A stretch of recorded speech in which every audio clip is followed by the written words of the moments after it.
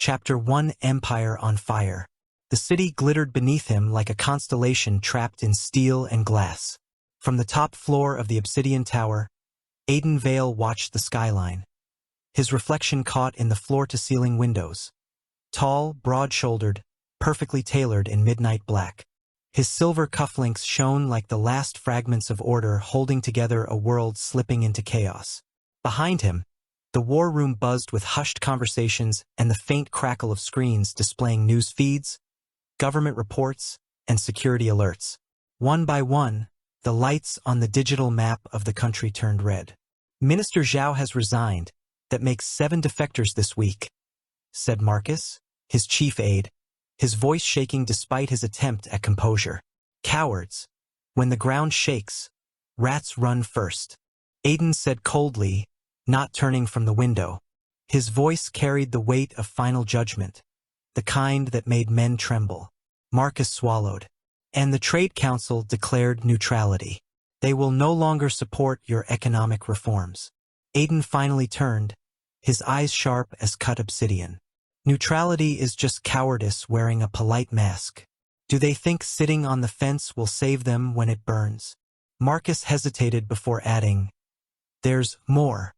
General Holbrook has been cited with the Eastern Syndicate. He defected." Aiden's jaw tightened, but his expression remained unreadable. Inside, he registered the betrayal like the sting of a blade. One of his most loyal generals, now in bed with criminals. Holbrook. He once swore on his bloodline to serve the Empire. Aiden said slowly, voice dropping to a near whisper. "Sir, the government is unraveling. We've lost the courts, the treasury, and now the military splinters. People are already saying the Alpha of Steel has lost his claws." The air in the room chilled. Aiden stepped closer, his presence like a storm pressing down on Marcus's shoulders. "Repeat that." Marcus's throat bobbed. It's just whispers, sir. Rumors in the streets. Nothing more. Rumors are seeds. Left untended, they grow into revolutions," Aiden said, his lips curving into the faintest of smiles, one with no warmth at all. He turned back to the table, palms pressing against its surface as the screens updated with breaking news. Riots in the southern districts. Banks collapse under pressure. Assassination attempt on Parliament Speaker. The empire he built with ruthless precision was crumbling, not from enemies at the gates, but from betrayal within. Marcus's voice trembled. "Sir, what do we do?" Aiden's eyes flickered across the red lights spreading like infection over the map. He straightened, calm despite the storm outside. "We hold." "Hold? But the allies. If they abandon me, they were never allies. Let them go. When the dust clears, I will still be standing. They will crawl back or they will rot." Aiden's voice cut through like a blade. The silence in the room deepened. Aiden moved to the sideboard, poured himself a glass of whiskey, the amber liquid catching the glow of the monitors. He sipped, eyes narrowing as another headline flashed. "Crime syndicates rise in power amid government collapse." The screen displayed the name of one syndicate leader in particular, Dean Moretti. Aiden's fingers tightened on the glass, but only slightly. Dean, the mafia king. A wolf draped in shadows, cunning where Aiden was unyielding, unpredictable where Aiden was calculated. They had crossed paths before, circling each other like predators sizing one another up. Aiden had dismissed him then as just another ambitious alpha playing in the dirt. But now Dean's empire grew as Aiden's faltered. "Send word to the remaining governors. I want loyalty sworn again by dawn. No wavering," Aiden said suddenly, his tone decisive. "And if they refuse?" Marcus asked. Aiden's gaze cut into him like frost. "Then they are dead to me." The aide nodded shakily and retreated to relay orders. The doors closed with a soft hiss, leaving Aiden alone with the city's broken glow. For the first time, he let his mask slip. His jaw clenched, his hand tightened around the glass until it cracked. Whiskey dripped between his fingers, staining the carpet like blood. He whispered to the empty room, almost to himself, "I built this empire out of nothing. Do they think fire can consume me? No, I am the fire." But deep inside, behind the steel of his words, he knew. The flames licking at his empire were not entirely wild. Someone was feeding them, guiding them with precision. And when Dean's name had appeared on the screen, something cold coiled in his chest. A premonition that this fall was not chaos, but design. Outside, sirens wailed in the distance. The empire of Aiden Vale, the coldest alpha of them all, had begun to burn. Chapter 2: The Cold Alpha. The council chamber was a cathedral of glass and marble, built to intimidate. 12 men sat at the long obsidian table, their suits pressed, their faces pale under the sterile lights. The air smelled of expensive cologne and fear. At the head of the table, Aiden Vale sat alone, not leaning back but forward, every line of his posture sharpened to a point. His gaze was steady, cutting across the room like a scalpel. You've stopped shipments to the capital. Why? He said, fixing on Governor Strathmore. Strathmore fidgeted, tugging at his collar. The routes aren't secure anymore. With the riots. Excuses. Your loyalty was pledged to me, not to convenience. Aiden's voice was soft, but it carried. The governor swallowed. I only thought to protect my people. Your people? Aiden repeated as though tasting the words. And what of my people? The millions who rely on stability? If every rat abandons the ship sinks. Strathmore tried to protest, but Aiden raised a hand. The motion silenced him more effectively than a blow. Sit down. You are either with me or you are nothing, Aiden said coldly. The others around the table shifted uncomfortably. The silence pressed heavy, and though none dared speak, the cracks showed in their eyes. Doubt, fear. Aiden saw it all. He always saw. Marcus, standing at Aiden's shoulder, leaned down slightly to whisper, Sir, pressing them too hard might drive them further. Aiden didn't look at him. His lips curved in the faintest ghost of a smile. Then let them break. Better I know who they are now than later. He rose suddenly, pushing his chair back with deliberate grace. His presence filled the chamber, an apex predator pacing among sheep. Every one of you owes your power to me, Aiden said. His voice, calm and unhurried, seemed to reverberate in the bones. Your wealth, your protection, your authority. Without me, you are carcasses waiting to be picked apart. Remember that when you consider betrayal. The governors nodded stiffly, though Aiden knew their minds were already calculating escape routes. They were vultures waiting for his corpse to cool. The doors opened abruptly. A bodyguard entered, pale and sweating. Sir, there's been an incident. Aiden turned, one brow raised. Speak. 2 convoys bound for our strongholds were ambushed. Entire shipments gone. Survivors say it was coordinated. Military precision. The council murmured, voices rising with unease. Aiden lifted his hand, and silence fell. His eyes were like ice as he asked, Who leads these raids? The bodyguard hesitated. Whispers say, the Moretti Syndicate. The name hung in the air like a blade. Some councilmen paled, others quickly hid smirks. Rivals scented opportunity. Dean Moretti. Again. Aiden's grip on the table edge was steady, unshaken.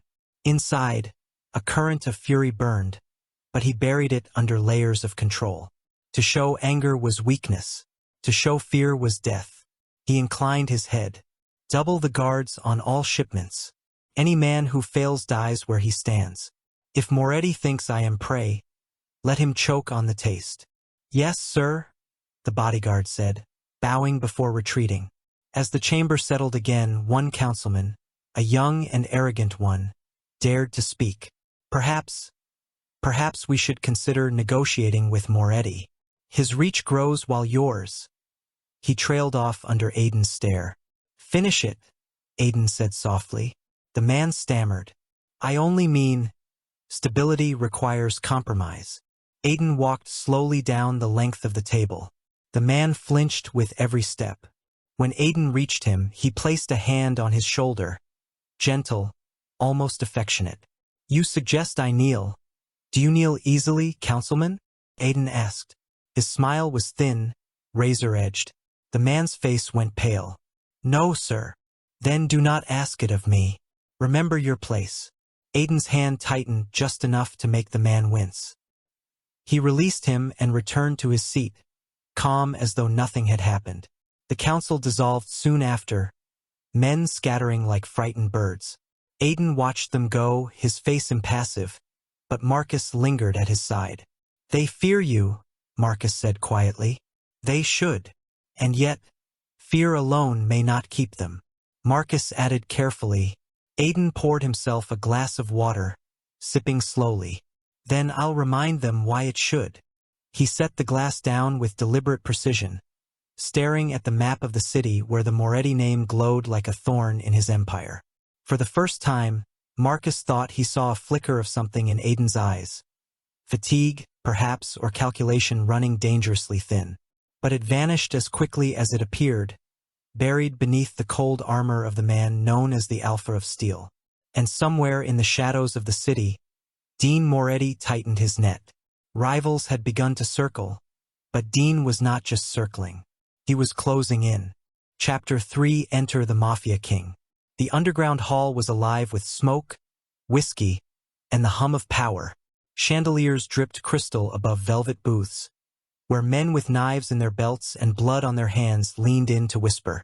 At the center, a long oak table stretched, surrounded by lieutenants and underbosses, their eyes fixed on the man seated at its head. Dean Moretti. Where Aiden Vale was cut from steel and ice, Dean was carved from fire and shadows. His suit jacket was tossed carelessly over the back of his chair, sleeves rolled to his elbows, tattoos coiling up his forearms like serpents. His smile, sharp, crooked, dangerous, wasn't born of politics or pretense. It was the smile of a man who owned the room by nature alone. "Business is good, better than good. It's fucking thriving," Dean drawled, swirling the dark liquor in his glass. A roar of approval rose from the table. The man beside him, Angelo, leaned forward. "The Vale shipments fell right into our hands, boss. Clean job. Not a survivor willing to talk." Dean smirked. Aiden Vale, untouchable for so long. Now he bleeds like anyone else. The great empire of order and law undone by its own cracks. One of the younger lieutenants chuckled nervously. "Think he knows it's us?"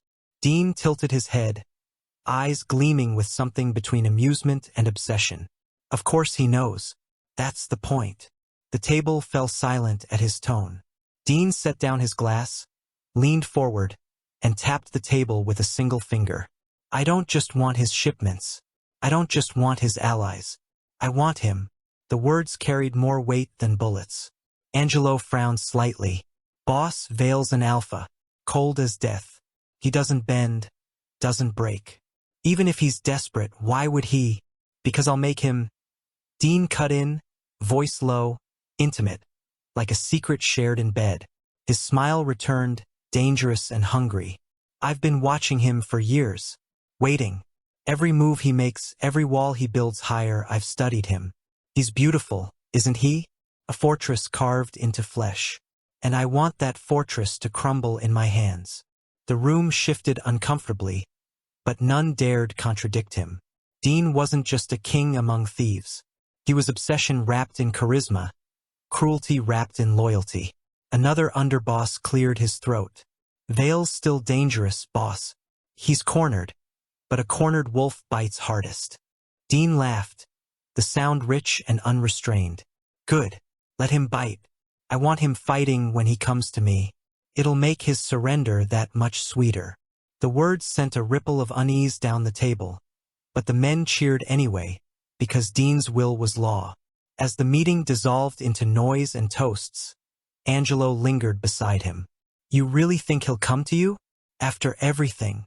Dean's gaze drifted to the smoke-filled ceiling, as though seeing something far beyond it. "He will. He has no choice. His government's ash. His allies are ghosts. The wolves smell blood. And when the world turns its back, I'll be standing there with open arms." "Arms?" Angelo asked dryly. Dean's grin sharpened. "Chains, more like." Later that night, Dean walked through the back halls of the club, lit only by the glow of red bulbs. His men greeted him with respect. Bows, nods, murmurs of boss. But it wasn't just fear that bound them. It was loyalty, born from the fact that Dean gave them something no government ever did: protection, profit, and purpose. He paused by a window overlooking the city. Fires burned in the distance, faint against the skyline. Chaos was spreading like wildfire, and Dean inhaled it like oxygen. Where Aiden Vale saw collapse, Dean Moretti saw opportunity. Burn it down. Burn it all down until he has nowhere left to run but to me. Dean murmured to himself, lips curling. The thought sent a shiver of satisfaction through him. For all his brutality, for all his empire built on blood and betrayal, there was one truth Dean never hid from himself. He didn't want Aiden Vale's throne.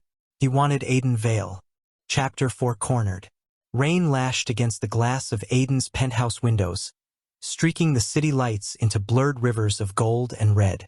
He stood alone at the top of the obsidian tower, phone pressed to his ear, his voice steady despite the storm clawing outside. "Governor Strathmore is gone," Marcus reported on the other end. "His residence cleared out overnight.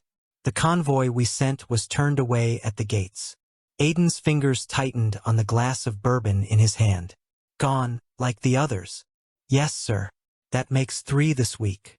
3 governors, 2 generals, and half the council," Aiden murmured. His reflection in the window looked back at him. Unflinching, sharp, but with shadows creeping beneath the steel.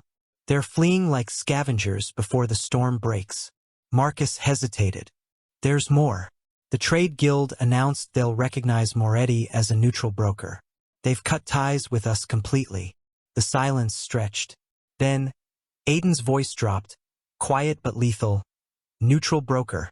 They choose the devil over me." His glass shattered in his hand, bourbon dripping crimson with blood where shards cut his skin. He didn't flinch. Hours later, the tower's private elevator hummed open. Marcus strode in, rain dripping from his coat, face pale. "Sir." "Trouble." Aiden looked up from the table, where maps of his fractured territories were spread like a patient's body waiting for autopsy. "Speak." "Your convoy on the West Road was ambushed. Assassins. Professional. They knew our routes, our guards' rotations, everything. And," Marcus swallowed, "they didn't make it past you." A faint smile ghosted across Aiden's lips. "Of course they didn't." The memory replayed itself unbidden. The car screeching as bullets slammed into the armored glass, shadows swarming from the hills. The doors ripped open, knives flashing, eyes hungry for his blood. He had moved like a storm. One assassin's neck snapped beneath his grip. Another's blade shattered against his forearm before Aiden drove his fist through the man's chest. Bullets tore his coat, grazed his skin, but none stopped him. His enemies fell one by one, bones crunching, screams cut short in the rain. When silence returned, only corpses lay on the asphalt, broken like discarded dolls. Aiden had stood over them, drenched in blood and rain, breathing steady. A wolf cornered did not whimper. He devoured. "Who sent them?" Aiden asked now, his voice calm, as if the answer was already written. Marcus shifted. "The survivors wouldn't talk." "There were no survivors," Aiden corrected, his gaze sharp. Marcus faltered, then nodded. "Right. But the signature, it was Moretti. His kind of precision." Aiden leaned back, fingers steepled. Dean's name again, like a shadow at every corner, a hand pulling strings. Vale Industries was once untouchable, now we're bleeding. And the wolves, they smell it. Marcus whispered. Aiden's silence was heavier than words. He looked out the window again, at the storm swallowing the city. His empire, his life's creation, was crumbling not from weakness, but betrayal. And still he stood. But for how long? Later that night, in the solitude of his study, he poured himself another drink. The rain had slowed, but thunder rumbled deep across the horizon. He replayed the day's events. Allies gone, assassins sent, rivals circling. And the name that haunted every report, every betrayal, every whisper. Dean Moretti. Aiden pressed the glass to his lips, then stopped. His reflection stared back at him in the liquid's amber depths. A man of steel, untouched, untouchable. But even steel cracked under enough pressure. Protection, stability, he muttered to himself. The words tasted bitter. He had never needed anyone. Never bent, never begged. Yet now he needed someone ruthless enough to hold back the flood. Someone who could thrive in the chaos that drowned lesser men. Someone like, his jaw clenched. The thought was poison, but he couldn't push it away. Dean Moretti. Marcus entered quietly, carrying fresh reports. He hesitated at the door. Sir, what's our next move? Aiden didn't answer immediately. He finished his drink in silence, the glass clinking softly as he set it down. Finally, he spoke, his voice cold enough to frost the air. Our next move is survival. To survive, we need an ally who doesn't fear the fire. He said. Marcus blinked. You mean? I mean we may have to dance with the devil. And I've heard his name enough times tonight. Aiden interrupted. His gaze cut like a blade. Marcus paled. Dean Moretti? Aiden turned back to the window, eyes like shadowed steel. If the Empire wants me dead, then let them come. But if Moretti wants me alive, then perhaps he'll get what he wants. On my terms. He allowed himself a humorless smile. The storm outside finally broke, the clouds parting to reveal a sickle of moonlight cutting through the dark. Aiden's decision, unspoken but undeniable, hung in the room. For the first time in his life, the Alpha of Steel would consider bending. Not out of weakness, but out of strategy. Because even a wolf, cornered and alone, knew when it was time to seek another predator. Chapter 5: The Proposal. The Moretti estate wasn't a home. It was a fortress, a palace of steel gates, armed men, and black marble halls that swallowed sound. When Aiden Vale's motorcade rolled into its courtyard, every gun in the place shifted his way. But he didn't flinch.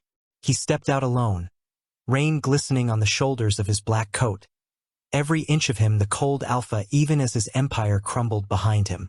Inside, the hall was heavy with smoke and jazz, shadows stretching long under golden light.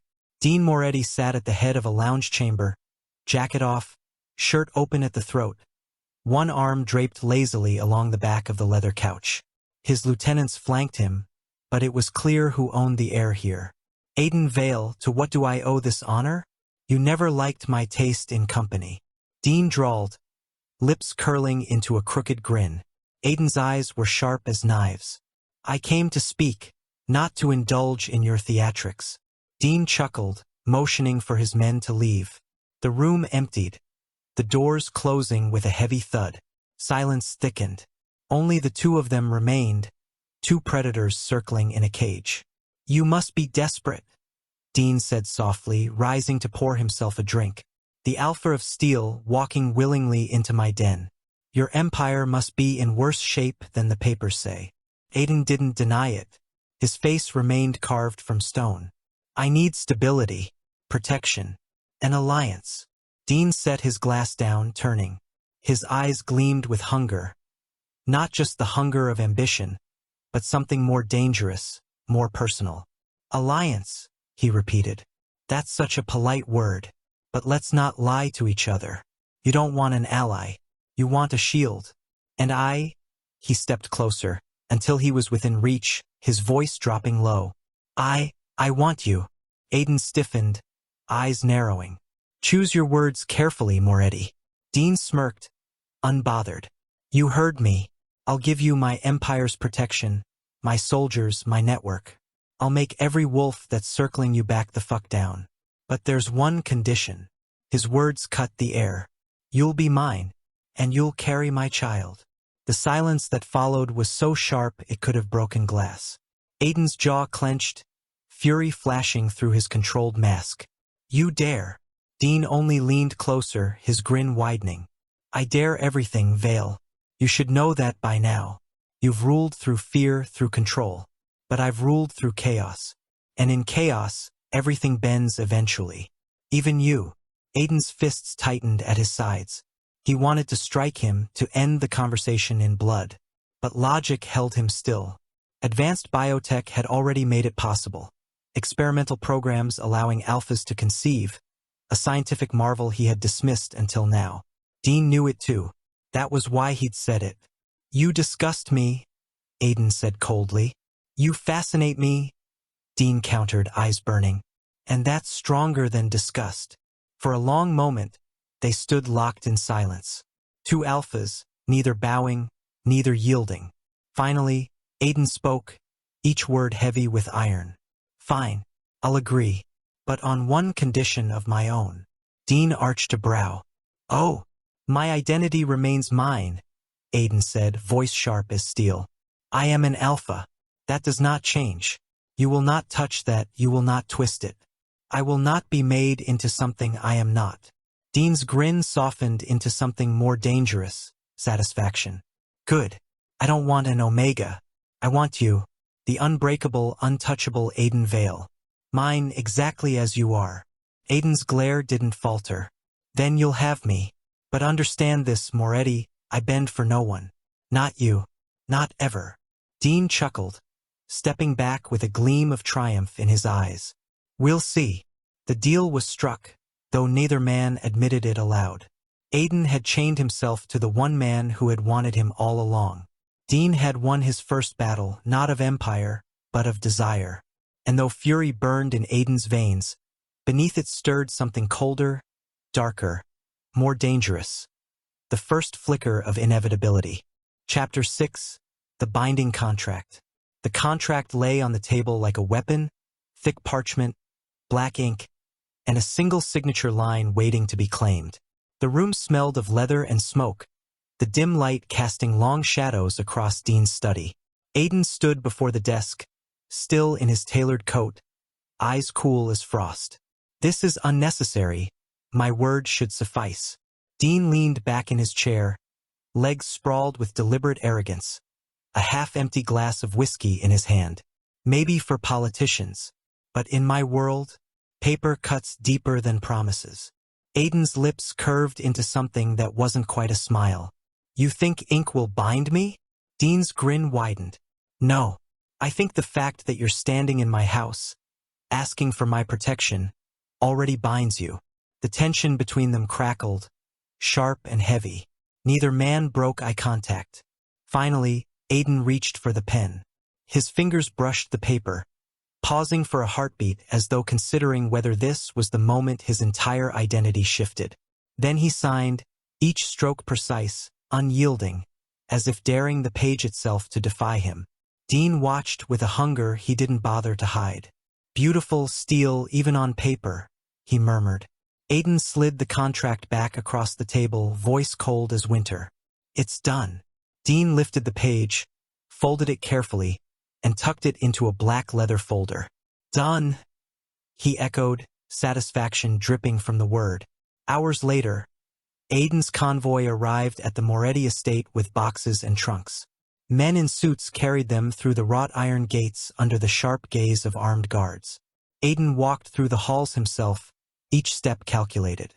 The walls were lined with crimson drapes, gold fixtures, and the faint scent of gunpowder and cologne. This was not a home, it was a kingdom carved out of violence. Dean trailed behind him like a shadow, hands in his pockets, watching the way Aiden's eyes took in the surroundings. "Welcome to your new cage," he said lightly. Aiden didn't pause. "If this is a cage, you're trapped in it with me."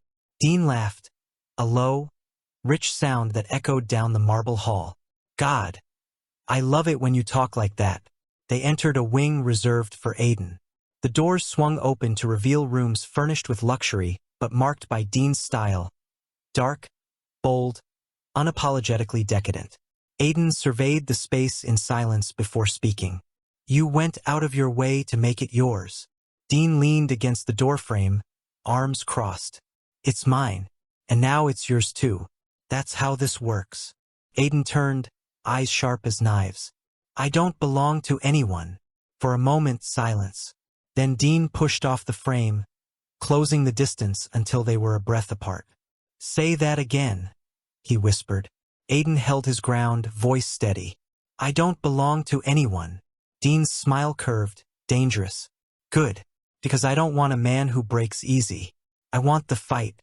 I want you exactly as you are. Even if it kills us both. Later, dinner was served in a grand hall.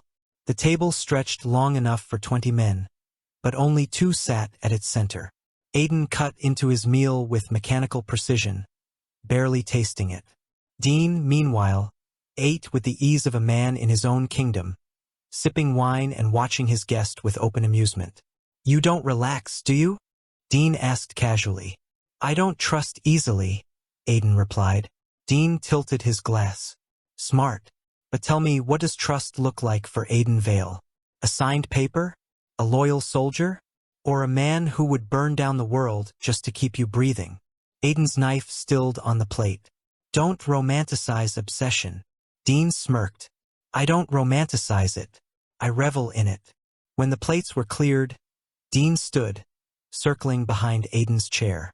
His presence pressed heavy, a wolf testing the edges of another wolf's territory. You'll find my men don't cross me. They'll treat you as they treat me. But you, Dean said. His hand brushed lightly over the back of Aiden's chair, a deliberate graze without contact. You don't bend, do you? Even here in my house. Aiden rose slowly, forcing Dean to step back. Their eyes locked, tension stretching thin as wire. I said it before and I'll say it again, I remain alpha. That doesn't change. Not for you, not for anyone. Aiden said, voice a blade's edge. Dean's grin was slow, dangerous, reverent. Perfect. Because I didn't fall in love with an omega. The word hung in the air, raw and unflinching. For the first time, Dean had spoken it aloud. Love. Aiden's jaw tightened, but he didn't break eye contact. Then remember that when this alliance tests us both. Dean stepped back, laughter rumbling low in his chest. Oh, it'll test us. But that's half the fun. That night, as the mansion settled into silence, Aiden stood by his new window overlooking the city. The streets below belonged to Dean Moretti now, and by extension so did he. But as his reflection stared back at him in the glass, sharp, proud, unyielding, Aiden whispered to himself, Alpha, always. Behind him, the faintest echo of footsteps approached, then paused at his door. Dean didn't enter, but his voice carried through the dark. Good night, Vale. Sleep well in our empire. Aiden didn't answer. His silence was both defiance and admission. The binding contract was signed, the cages locked, and the game between wolves had truly begun. Chapter 7 Clash of Alphas. The training hall reeked of sweat and leather, echoing with the metallic clang of weights and the bark of orders. Dean's men sparred in the ring, bodies colliding with brutal force. But the moment Aiden stepped inside, silence rippled through the space. His presence alone was enough to still the air, every soldier pausing mid-strike, eyes drawn to the cold predator in their midst. Dean, already there, leaned against the ropes, arms folded. His shirt clung to his frame, sweat glistening across his chest, tattoos dark against muscle. His grin spread slow and sharp. Well, well, the great Vale graces us with his presence. What brings you to my playground? Aiden's gaze swept the room before landing on Dean. Your men should know what real discipline looks like. Dean chuckled. Careful. They might think you're volunteering for a demonstration. I don't demonstrate, I dominate, Aiden said coolly. The men exchanged uneasy glances, the tension thick enough to choke on. Dean's grin widened, the challenge sparking in his eyes. Get in the ring, then, he said, uncoiling like a panther. Show me how the alpha of steel fights when the world's watching. Aiden stepped through the ropes without hesitation, shedding his coat with a precise flick of his wrist. He moved with cold efficiency, every inch of him controlled and lethal. Dean circled him, loose and dangerous, like a man who thrived on the chaos Aiden despised. You're stiff, Dean teased, fists raised. All angles and edges. Bet you've never had a good fight outside your palaces. Aiden's lips twitched in the ghost of a smile. You mistake control for stiffness. Dean lunged first, quick and brutal. Aiden blocked, their forearms colliding with a thud that reverberated through the hall. Gasps rose from the men watching. The two alphas clashed again, fists striking, bodies colliding, each refusing to yield an inch. Dean fought like fire, wild, consuming, unpredictable. Aiden countered with ice, precise, calculating, unbreakable. At one point, Dean shoved Aiden back against the ropes, breath hot against his face. "You feel that?" he whispered, low enough only Aiden could hear. "This is what it's like when two alphas collide." Aiden shoved him off, landing a sharp strike to Dean's ribs that made the man grunt and laugh all at once. "You mistake collision for connection," Aiden said coldly. Dean wiped blood from his lip, grinning wider. "And you mistake denial for strength." The fight escalated until neither man cared about the audience. Sweat dripped, knuckles split, muscles strained. They weren't just sparring, they were battling for dominance, for the right to breathe in the same space without breaking. Finally, Dean caught Aiden in a grapple, pinning him against the ropes, their bodies locked tight. The men roared, unsure if they were watching combat or something far more primal. Dean's breath brushed Aiden's ear. "Say it. Admit you like this." Aiden's eyes burned like obsidian. "I don't bend. Not to you. Not to anyone." Their faces hovered inches apart, fury and heat bleeding into something else. For one dangerous heartbeat, the fight became something unspoken, want tangled with hate, hunger masked as rage.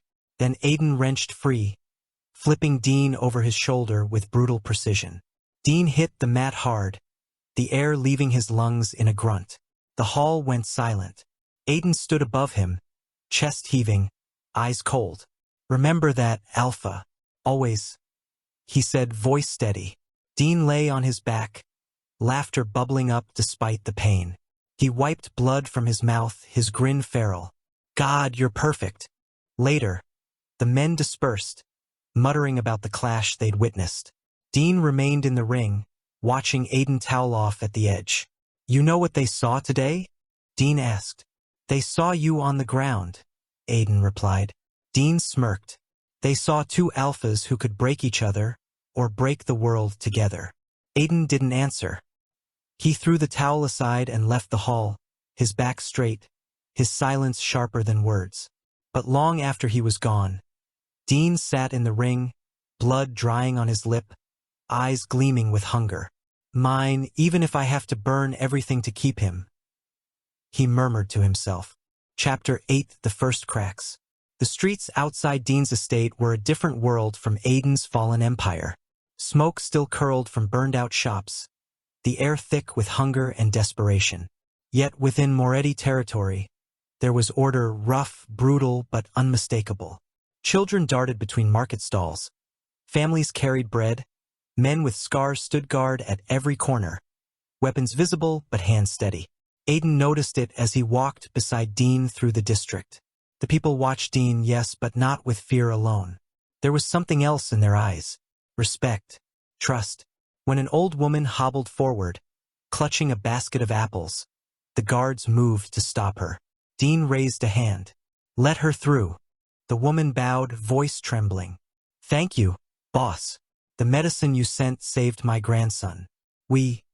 Our family owes you everything." Dean crouched slightly, taking one of her apples and pressing it back into her hand. "You owe me nothing. Just keep the boy strong. He'll grow up and work these streets one day. That's payment enough." The old woman's eyes shone as she shuffled away. Aiden's brows lifted, a rare crack in his icy facade. "Charity isn't the word I'd use for a mafia king." Dean straightened, smirking. "Charity? No. Investment. These people aren't pawns.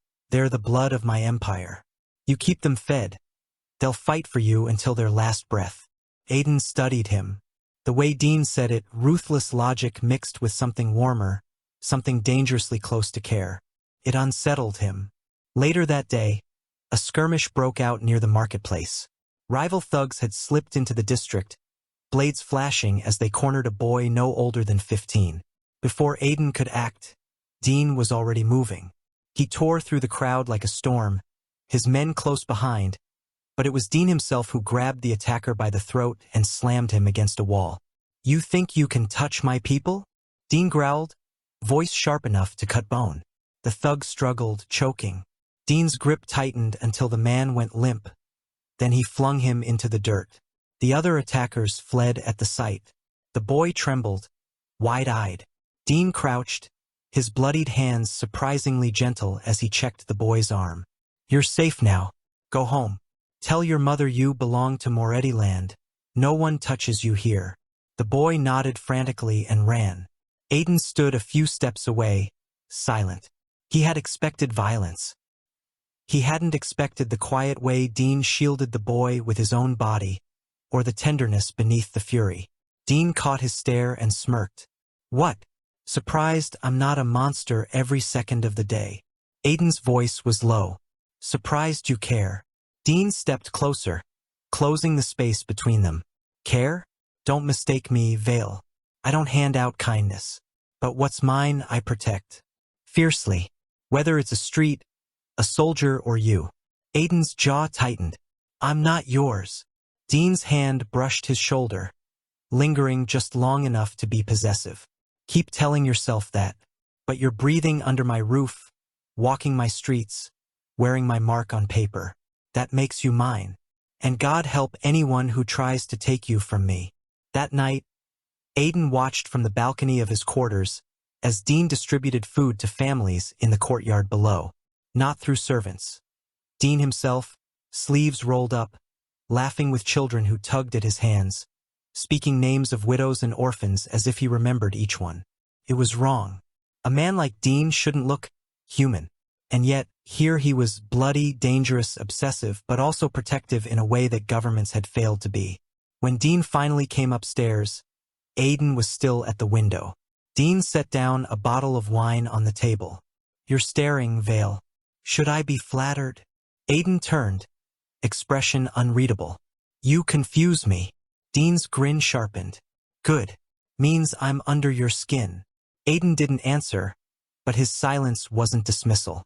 It was contemplation. Dean stepped closer, until the scent of sweat and smoke wrapped around them both. His voice dropped low. "You saw it today, didn't you? The way I protect what's mine. I'll do worse for you. No assassin, no rival, no ghost of your broken empire will lay a hand on you. Because if they try, I'll burn them alive." Aiden met his gaze, something flickering in the cold depths of his eyes. "And if I don't want your protection?" Dean's smile was all teeth. "Too late. You already have it." When Dean left, Aiden lingered at the window, watching the families below, the laughter echoing faint against the night. For the first time, doubt whispered in his mind. Was this truly an alliance of convenience or something far more dangerous? The cracks had begun. Chapter 9: Dangerous Intimacy. The night was heavy with rain, pounding against the windows of the Moretti estate. Aiden stood alone in the training hall, sweat slicking his skin, the sound of his fists striking the leather bag echoing like gunshots. Each blow was precise, violent, fueled by thoughts he refused to voice. "You're going to split the thing in half," Dean's voice drawled from the doorway. Aiden didn't stop. "Maybe that's the point." Dean stepped closer, slow, deliberate, his eyes catching the light like an animal's. "Or maybe you're imagining my face there." The bag stilled as Aiden's fist pressed against it, his shoulders tense. "You think everything revolves around you." Dean circled him, the way a predator circles prey, but there was nothing submissive in Aiden's stance, nothing prey-like in his stillness. Two predators locked in the same cage. "It does, at least for you and me.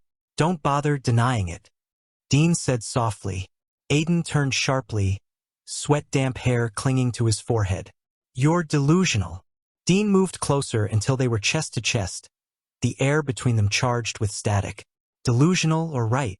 Tell me, Vale, why are you still here? Why haven't you run, if you hate me so much?" Aiden's jaw clenched. "Because running isn't what alphas do." Their eyes locked, fire against ice. Then Dean's hand shot out, gripping the back of Aiden's neck, pulling him close. Aiden snarled, shoving him back against the wall with raw force. The crash echoed through the hall. Don't touch me like I belong to you, Aiden hissed. Dean only laughed, the sound dark and wild. Then stop responding like you do. Their mouths clashed. Not a kiss, but a collision. Teeth clashed, breaths ragged, anger and desire indistinguishable. Aiden's hand fisted in Dean's shirt, pulling him closer even as his other hand shoved against his chest. Dean grabbed his waist, dragging him forward with brutal insistence. It was war disguised as intimacy, intimacy disguised as war. When they finally broke apart, both were breathing hard, foreheads pressed together, neither willing to retreat. This is nothing, Aiden started, voice rough. Dean's grin was feral, blood smeared on his lip. It's everything, and you know it. Aiden shoved him back, chest heaving. I will never be your Omega. Dean's eyes darkened, but not with anger, with hunger.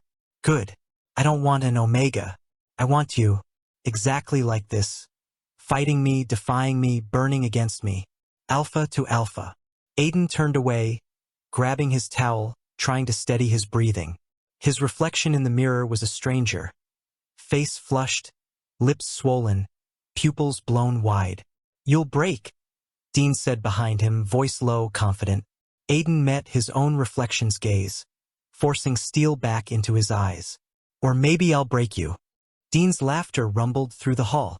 God, I hope so. Later that night, Aiden lay in his room, staring at the ceiling as the storm raged outside. His body still buzzed with the memory of Dean's touch, the press of his mouth, the dangerous thrill that came with colliding instead of breaking. He hated it. He hated how his body betrayed him, how heat coiled low in his gut when he thought of Dean's grin, his grip, his claim. Alpha. Always, he told himself again and again like a mantra. But the echo of Dean's voice lingered in his mind, dark and relentless. Good. I don't want an Omega. I want you. The next morning, the air between them was different, sharper, heavier. At breakfast, Dean leaned back in his chair, watching Aiden eat with blatant satisfaction. You kissed me, Dean said casually, as though commenting on the weather. Aiden's fork clattered against the plate. You forced it. Dean smirked. Funny. Didn't feel forced when you dragged me in harder. Aiden's glare could have frozen fire. Say that again, and I'll put you through this table.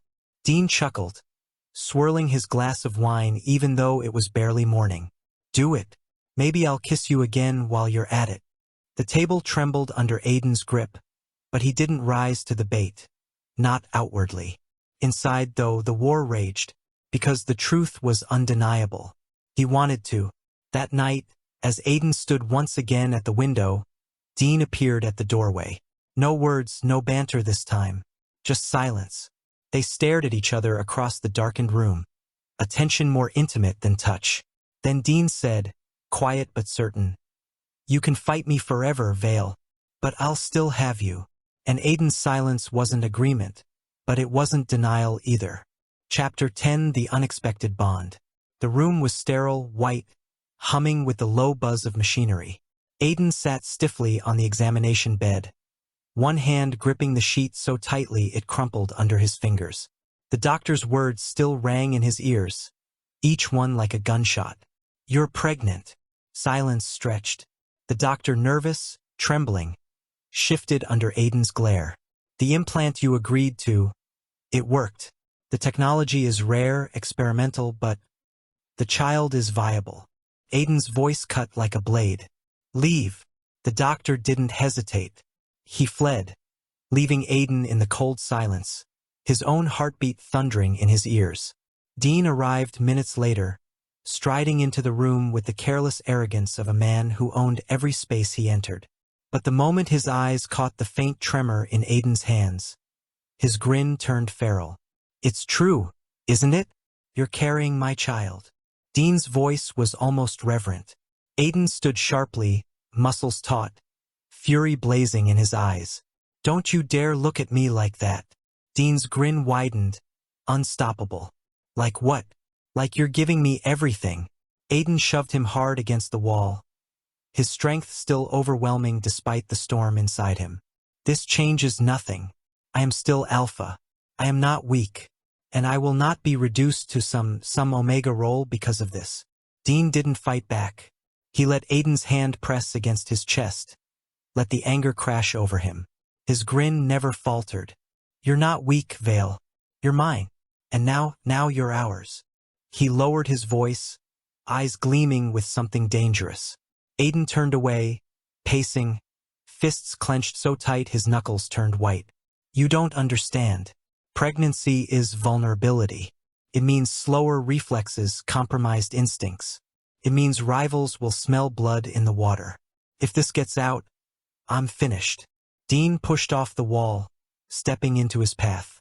Then let them come. Let the whole world know you're carrying my child. I'll kill anyone who so much as breathes wrong in your direction. The conviction in his voice was terrifying. Not bluster. Not empty words. Promise. Aiden wrenched free, glaring. Listen carefully. This child, if I carry it, will not strip me of who I am. I remain alpha. My identity does not vanish because of your obsession. Dean's expression softened, not with gentleness, but with a kind of unshakable reverence. That's why I chose you. Do you understand? I never wanted submission. I wanted you, the unbreakable, the untouchable, the man who could stand in front of me, carrying my heir, and still look me in the eye like he could kill me. Aiden faltered just for a breath. Then his mask snapped back into place. Then remember that, because if you ever treat me like less than what I am, I'll rip this entire contract apart. Dean's grin returned, slow and wicked. God, you're perfect when you're furious. The air between them thickened, charged. Dean reached out, palm pressing lightly, dangerously, against Aiden's abdomen. Aiden's body stiffened, but he didn't push him away. That is the future. Ours. No matter how much you fight me, you can't fight this. Dean whispered, almost to himself. Aiden's voice was a razor's edge. Touch me like that again without permission, and you'll lose the hand. Dean chuckled, stepping back, but his eyes never left Aiden's body. Possessive, reverent, hungry.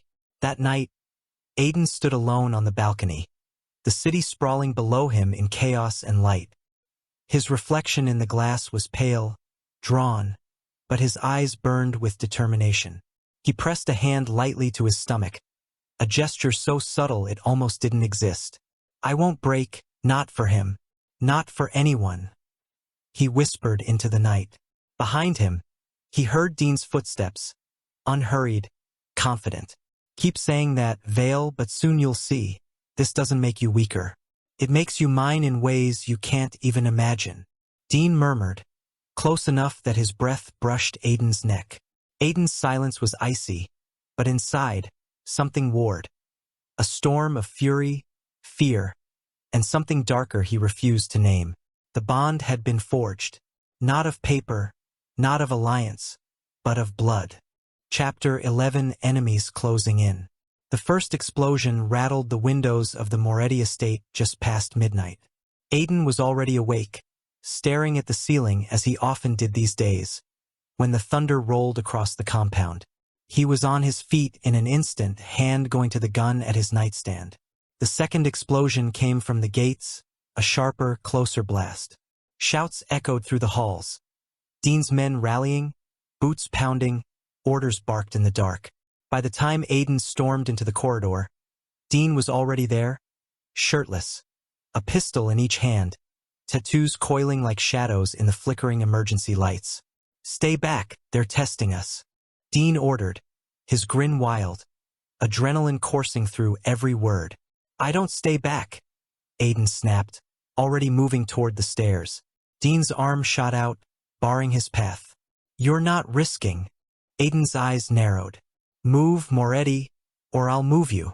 For a beat, they locked eyes, two alphas colliding even in chaos. Then Dean smirked, lowering his arm. Fine, come on then. Let's show them what it means to attack us. Outside, the estate burned at the edges where Molotov cocktails had shattered. Gunfire cracked across the night as rival mafia soldiers pressed against the gates. Dean's men returned fire with brutal precision, but the attack wasn't random. It was coordinated, organized. Someone powerful had sent them. Aiden grabbed a fallen rifle from one of Dean's men and took his position, eyes sharp, movements cold and efficient. A soldier tried to scale the wall. Aiden's bullet caught him square between the eyes. Another flanked from the left. Aiden swung the rifle, shooting through the smoke, cutting him down before Dean's men even registered the threat. Dean, beside him, laughed darkly between his own shots. God, Vale. You look fucking magnificent like this. Shut up and focus. Aiden barked, but his blood was singing. Battle was where he belonged, alpha, unbroken, unyielding. When the attackers finally fell back, leaving corpses smoking on the lawn, the compound was a wreck but still standing. Dean holstered his weapons, chest heaving, a grin plastered on his face. Beautiful. They thought they could rattle us, and instead, they bled. Aiden lowered his rifle, jaw clenched. His body still thrummed with adrenaline, but his mind was already calculating. This isn't random, they know. Or at least they suspect, he said. Dean's grin dimmed slightly. The pregnancy? Aiden's silence was answer enough. Dean stepped closer, voice low and sharp. No one touches you. No one touches ours.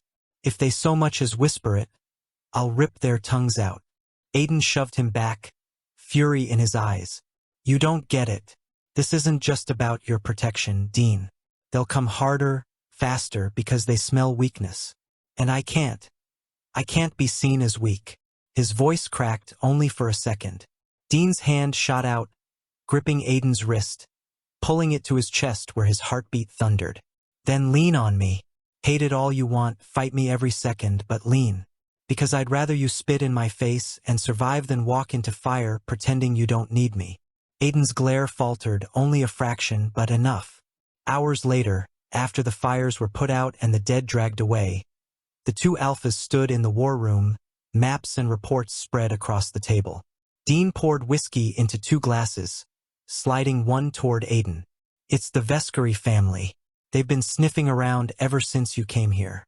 They think they can peel you off me. Aiden took the glass but didn't drink. His reflection in the amber liquid was sharp, haunted. If they learn the truth, Dean cut him off, his tone brutal. They won't. And if they do, they'll choke on it. Aiden's lip curled. You think violence solves everything? Dean leaned in, eyes blazing. Violence solves this. Violence is why they won't take you. Why you're still standing here, Vale, instead of bleeding out in the dirt. For once, Aiden didn't argue, because deep down he knew Dean was right. Later, as the estate quieted, Aiden stood by the window again, hand unconsciously resting on his abdomen. The faintest flutter, imagined or real, made his breath hitch. He hated it. Hated the vulnerability. Hated needing anyone. But tonight he had needed Dean. And that truth unsettled him more than the enemies at the gates. Behind him, Dean's voice slid through the dark, quiet but certain. They'll keep coming, but let them. Every time they do, we'll break them. Together. Aiden didn't turn. His jaw clenched, eyes fixed on the ruined skyline. But his silence wasn't rejection. It was the first crack of acceptance. Chapter 12, Seeds of Trust. The streets were chaos. Fire in the alleys. Broken glass glittering like shards of ice under neon lights. Another mafia faction had dared to strike Dean's territory, emboldened by rumors of Aiden's decline. Dean stood in the middle of it, a storm of violence, his men at his back. But when the Vescary enforcers swarmed from both sides, it wasn't Dean they aimed for first. It was Aiden. Bullets screamed past him as he dove behind an overturned car, the metallic tang of blood already sharp in the air. His body burned with tension, but his mind was clear, calculating. Vale, stay down. Dean's voice cut through the noise, commanding, furious. Aiden answered with a bullet that dropped a man creeping along the rooftops. Don't waste your breath, Moretti. I don't stay down. Dean's laugh, low, wild, rolled through the chaos. Good. Then keep up. The two alphas moved together, not planned, not rehearsed, but instinctive. Dean surged forward, cutting down a wave of gunmen with ruthless precision, and Aiden slipped into the gap he left, his shots covering Dean's exposed flank. Aiden dove into hand-to-hand combat with a knife-wielding thug, breaking his wrist and snapping his neck in one fluid motion. Dean barked a laugh, tossing his empty pistol aside and grabbing a steel pipe, swinging it like a predator at play. "You're beautiful when you're angry," Aiden snarled, smashing the butt of his rifle into another enemy's skull. "Stop talking, Moretti, and fight. Talking is fighting." Dean ducked under a blade, came up behind the attacker, and slit his throat in one clean motion. For every move Dean made, Aiden anticipated the opening. For every strike Aiden landed, Dean was there to block the retaliation. It wasn't partnership. It was survival written in blood and muscle. Two predators circling the same battlefield, unwilling to yield, unwilling to fall. And together they were unstoppable. When the last Vescary soldier fell, silence crept back into the streets. Only the crackle of fire and the ragged breathing of Dean's men remained. Dean stood in the middle of the carnage, shirt torn, blood slick across his forearm. His grin was wild, feral. Aiden stood opposite him, chest heaving, weapon lowered but not slack. His cold eyes swept the battlefield one last time before landing on Dean. "Not bad," Aiden said, wiping blood from his cheek. Dean chuckled, stepping closer. "Not bad? That's what you call it when we tear through 30 armed men like wolves in a slaughterhouse." Aiden's mouth twitched. Not a smile, but not pure disdain either. "You got sloppy on your left side. Twice. If I weren't there, you'd be dead." Dean smirked, unbothered. "That's why I keep you close, Vale." Later, in the safe house, Dean's men licked their wounds while the two alphas holed up in a private room. Aiden sat at the edge of the table, cleaning his weapon with calm precision, though his knuckles were bruised raw. Dean leaned against the wall, watching him with that same unnerving mix of hunger and admiration. "You felt it, didn't you?" Dean asked quietly. Aiden didn't look up. "Felt what?" Dean pushed off the wall, closing the distance. "The way we moved, the way we fit. Two alphas, fighting as one. It wasn't chance. It was instinct." Aiden's jaw tightened. "Don't mistake necessity for connection. I fought to keep myself alive. You just happened to be in the way." Dean crouched, forcing Aiden to meet his eyes. "Liar. You fought like my shadow and I fought like yours. That doesn't happen by accident." Aiden's hand stilled on the rifle, his reflection cold in the metal. "Trust gets you killed, Moretti." Dean leaned closer, his voice dropping to a low growl. "No, Vale. Distrust gets you killed. Trust, real trust. That's what makes us untouchable." For a long moment, silence held between them, heavy as steel. Then Aiden stood abruptly, slamming the rifle shut with a snap. "I don't trust you. Don't mistake my instincts for loyalty." Dean's smirk was slow, dangerous. "Not yet, but you will." That night, Aiden lay awake in the guest suite of the Moretti compound. His body ached from battle, but his mind refused rest. He replayed the fight again and again, the way Dean had moved, the way they had covered each other without thought. It had felt seamless, natural, too natural. Aiden pressed a hand against his stomach, feeling the faintest pulse of life inside. "I don't trust him, I can't," he whispered into the darkness. But even as the words left his lips, a part of him remembered the battlefield, and the way standing beside Dean had made him feel less like a man cornered, and more like a man who could still win. And that was dangerous, very dangerous. Chapter 13, The Revelation. The folder lay open on the desk, its contents spread like shards of glass. Aiden stood motionless, his eyes scanning document after document. Wire transfers, intercepted communications, coded orders. Each line painted the same picture, a portrait he hadn't wanted to see but could no longer ignore. Dean Moretti's name threaded through every page. The collapse of the Senate vote, the smear campaigns that gutted his allies, the assassinations, the riots, the sudden crumbling of every institution Aiden had built his empire on. It wasn't coincidence. It was orchestration. And the orchestrator was Dean. Aiden's hands trembled, not with weakness, but with rage so sharp it threatened to tear him apart. The door creaked open. Dean entered casually, rolling the stiffness from his shoulders as if returning from a simple errand. When his eyes landed on the folder, his grin curved slow and dangerous. "So," Dean said softly, shutting the door behind him, "you found it." Aiden's voice was ice. "You did this." Dean didn't flinch.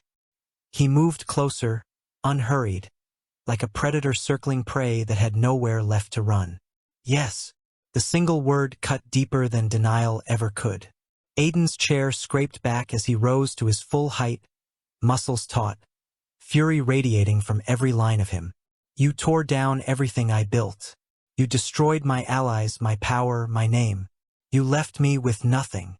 Dean stepped closer, his eyes burning with something wild, something unrepentant. "I left you with me." The sound of Aiden's fist slamming onto the desk echoed like a gunshot. Papers scattered into the air. "You manipulated my entire world just to chain me here like a prisoner." Dean leaned forward, palms flat on the desk between them, his voice low, fevered. "Not a prisoner.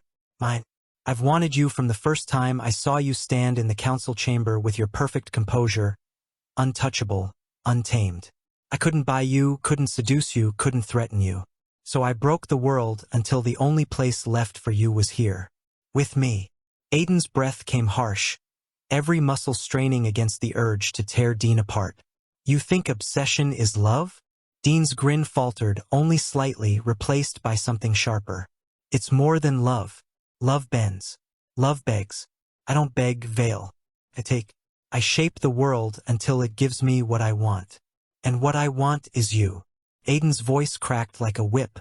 "You want me broken."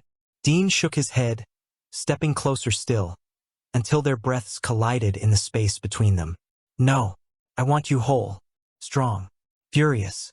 I wanted the man who would claw at me even when I give him everything. I destroyed your empire because I needed you to see. None of that mattered. Only this does." Aiden shoved him back with brutal force, but Dean only staggered, grinning through the violence. "You think this makes me yours? You think you can strip me of everything and I'll crawl to you like some obedient dog?" Dean wiped blood from his lip where Aiden's shove had split the skin. His eyes glowed with something dark, something triumphant. "You already did. You're carrying my child. You fight beside me. You sleep under my roof. Tell me, Vale, if I didn't own you, would you still be here?" The question landed like a blade. Aiden's chest heaved, fury warring with the ugly truth he refused to acknowledge. Silence stretched between them, electric, dangerous. Finally, Aiden's voice dropped to a low, venomous growl. "I will never forgive you." Dean smiled, almost tender, though his eyes burned. "Good. Forgive me, and it means you could leave me. Hate me, and it means you'll stay because you'll never stop wanting to destroy me. And to destroy me, Vale, you'd have to be close. Always close." Aiden's hand curled into a fist at his side, nails biting into his palm. His entire world had collapsed, not by fate, not by miscalculation, by design. Dean's design. And the worst part? Even knowing this truth, even standing in front of the man who had engineered his ruin, Aiden could feel the pull between them, raw and undeniable. That night, Aiden stood alone on the balcony, wind cold against his skin. Below, Dean's empire thrived, built on ashes that had once been his own.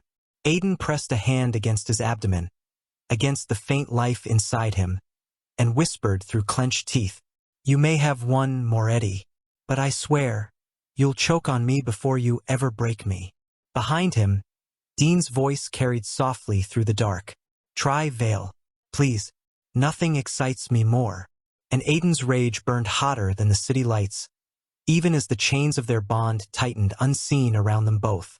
Chapter 14, The New Empire.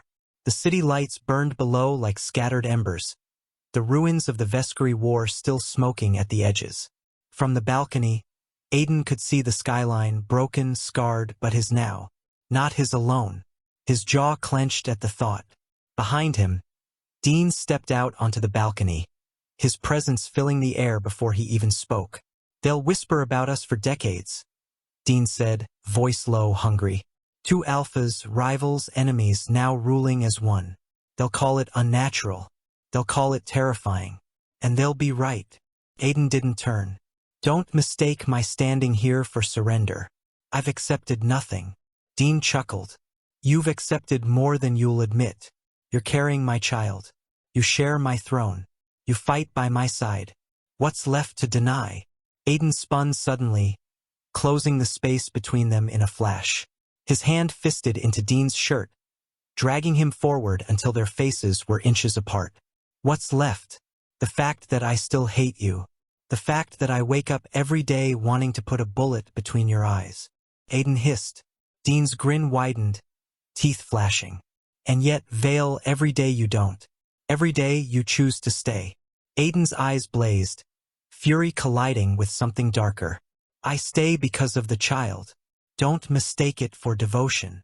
Dean's breath hitched, a rare flicker of vulnerability crossing his face. But before he could speak, Aiden crushed his mouth against his in a kiss that was anything but tender. It was brutal. Teeth clashed, lips bruised. Aiden shoved Dean back against the cold stone wall, pinning him there with a forearm to his chest, devouring his mouth with ruthless dominance. Dean groaned into the kiss, not in protest but in raw, unrestrained pleasure. His hands went to Aiden's shoulders, gripping hard, but he didn't push him away. He surrendered, not out of weakness but out of ecstasy at being consumed. When Aiden finally pulled back, both of them were breathing hard, lips swollen, eyes wild. That is the only way I'll ever accept you. On my terms. Never forget that. Aiden spat, voice low and savage. Dean's chest rose and fell, laughter rumbling deep in his throat. God, Vale. You have no idea what that does to me. Hate me, dominate me, threaten to kill me. It only makes me yours more than I already am. Aiden's grip on him tightened once more before he released him, stepping back with cold precision. This isn't love, Moretti. Don't cheapen it by calling it that. Dean licked blood from his lip where Aiden's teeth had split it, his grin dark and reverent. No, something sharper, something stronger, a bond carved from rage, obsession, and fire. Love would be too soft for us. Inside, the war room still bore the maps of their conquest. Mafia syndicates bent under Dean's fist, political remnants bent under Aiden's strategy. They stood shoulder to shoulder, plotting their next move, their voices weaving into a rhythm neither had planned but both had come to expect. The senators will fall in line once they realize stability is in their best interest. Fear will push them into compliance. Aiden said coolly. Dean smirked. And if fear doesn't work? Aiden's lips curved faintly. Then violence will. Dean's hand brushed against his as they leaned over the map. Neither pulled away. Word spread quickly through the city. A new empire had risen, ruled not by compromise, but by two alphas who refused to yield to anyone, including each other. The world whispered of their hatred, their obsession, their child that would one day inherit everything. And in the heart of it all, Aiden sat in his chamber that night, staring into the flames. Dean moved behind him, wrapping strong arms around his waist, resting a hand possessively against his abdomen. You'll never love me, Dean murmured into his ear. Aiden didn't answer at first. He only placed his hand over Dean's, cold and steady. Maybe not, but you keep me entertained, Moretti. And for now, that's enough. Dean's laugh was low, satisfied, dangerous. It's more than enough. It's everything. And so, in the ashes of betrayal and war, the new empire was born, ruled by fire and obsession, bound by blood and hatred, sharpened by desire. Aiden remained unbroken, still alpha, still predator. Dean had everything he schemed for: power, possession, and something he hadn't expected. Not forgiveness, but something darker, something better. Acceptance.